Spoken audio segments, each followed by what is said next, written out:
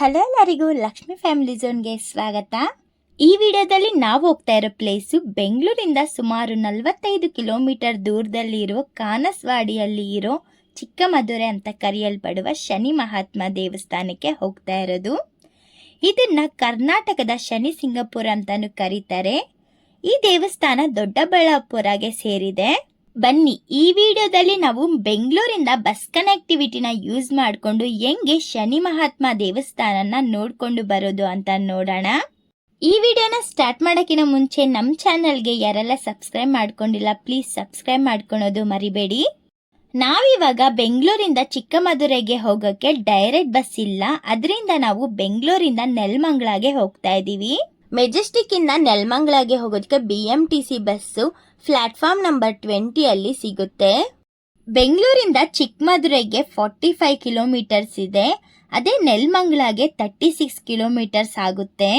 Majestic ಇಂದ ನೆಲಮಂಗಲಗೆ reach ಆಗೋದಕ್ಕೆ ನಮಗೆ 1.5 ಅವರ್ ಬೇಕಾಗುತ್ತೆ. ಬಸ್ ಚಾರ್ಜ್ ಒಬ್ಬರಿಗೆ 30 ರೂಪೀಸ್ನ ಚಾರ್ಜ್ ಮಾಡ್ತಾರೆ.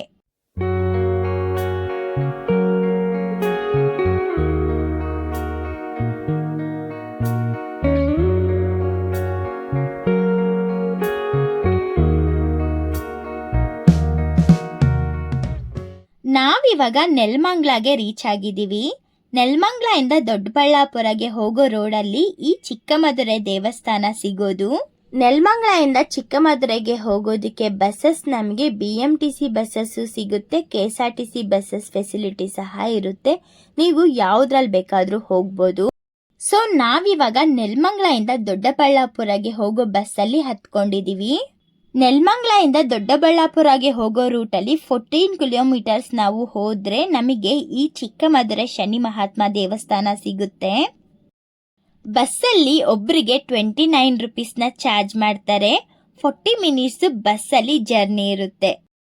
ನೋಡಿ, ನಾವಿವಾಗ ದೇವಸ್ಥಾನ ಹತ್ರ ರೀಚ್ ಆಗಿದ್ದೀವಿ. ಬಸ್ ನಮ್ಮನ್ನ ಡೈರೆಕ್ಟ್ ಟೆಂಪಲ್ ಮುಂದೆನೆ ಸ್ಟಾಪ್ ಮಾಡ್ತಾರೆ. ಬೆಂಗಳೂರು ಮೆಜೆಸ್ಟಿಕ್ ಇಂದ ನಮಗೆ ಡೈರೆಕ್ಟ್ ಬಸ್ ಸಿಗಲ್ಲ, ಆದ್ರೆ ಶನಿ ಮಹಾತ್ಮ ದೇವಸ್ಥಾನಗೆ ಯಶವಂತಪುರದಿಂದ ಡೈರೆಕ್ಟ್ ಬಸ್ ಇದೆ. Bus number 253 AC. ಯಶವಂತಪುರದಿಂದ ತುಂಬಾನೇ ಬಸ್ ಕನೆಕ್ಟಿವಿಟಿ ಇದೆ. ನೀವು ಬೇಕಾದ್ರೆ ಅಲ್ಲಿಗೆ ಬಂದ್ಬಿಟ್ಟು ಅಲ್ಲಿಂದ ನೀವು ಡೈರೆಕ್ಟ್ ಬಸ್ಸಲ್ಲಿ ಈ ದೇವಸ್ಥಾನನ ರೀಚ್ ಆಗ್ಬೋದು. ಬಾಪೂಜಿ ನಗರ ಸ್ಯಾಟಲೈಟ್ ಬಸ್ ಸ್ಟಾಪ್ ಇಂದ ನೀವು ಬರಬೇಕು ಅಂದ್ರೂ ಸಹ ನಿಮಗೆ ಡೈರೆಕ್ಟ್ ಬಸ್ ಫೆಸಿಲಿಟಿ ಸಿಗುತ್ತೆ. ಬಸ್ ನಂಬರ್ ನೋಡೋದಾದ್ರೆ 248Z. ಇದು ವಿಜಯನಗರ ಕಡೆಯಿಂದ ಬರುತ್ತೆ. ನೀವು ಇದರಲ್ಲಿ ಯಾವ ರೂಟ್ ನಿಮಗೆ ಕನ್ವೀನಿಯಂಟ್ ಆಗುತ್ತೋ ಆ ರೂಟಲ್ಲಿ ನೀವು ಈ ದೇವಸ್ಥಾನನ ರೀಚ್ ಆಗ್ಬೋದು.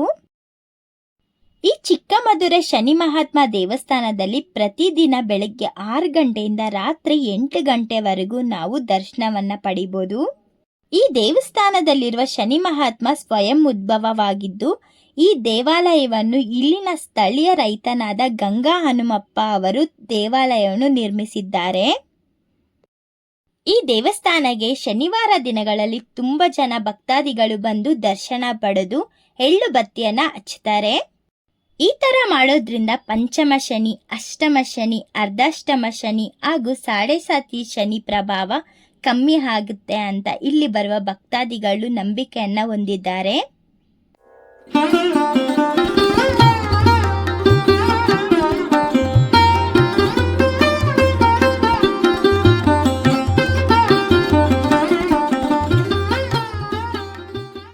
ಮತ್ತೊಂದು ವಿಶೇಷ ಏನು ಅಂದ್ರೆ, ಯಾರಾದ್ರೂ ಹೊಸ ವಾಹನನ ತಗೊಂಡ್ರೆ ಇಲ್ಲಿ ಬಂದು ಪೂಜೆನ ಮಾಡಿಸ್ಕೊಂಡು ಹೋಗ್ತಾರೆ.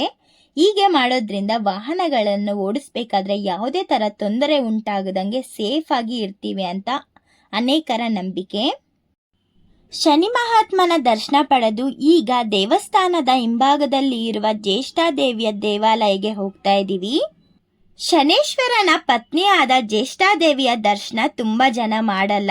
ನೀವು ಇನ್ ಕೇಸ್ ಈ ದೇವಾಲಯನ ವಿಸಿಟ್ ಕೊಟ್ರಿ ಅಂದ್ರೆ ನೀವು ಈ ಜ್ಯೇಷ್ಠಾದೇವಿಯ ದರ್ಶನ ಪಡೆಯೋದು ಮಾತ್ರ ಮರಿಬೇಡಿ.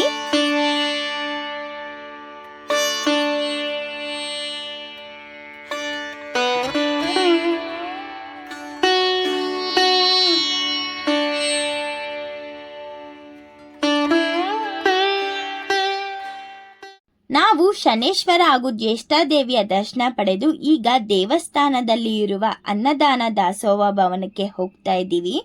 ಇದು ಬೆಳಗ್ಗೆ 9 ಗಂಟೆಯಿಂದ ಸಂಜೆ 4 ಗಂಟೆ ತನಕ ಓಪನ್ ಇರುತ್ತೆ. ನಿಮಗೆ ಟೈಮ್ ಸಿಕ್ತು ಅಂತ ಅಂದರೆ ಈ ದೇವಸ್ಥಾನನ ವಿಸಿಟ್ ಮಾಡೋದು ಮಾತ್ರ ಮರಿಬೇಡಿ.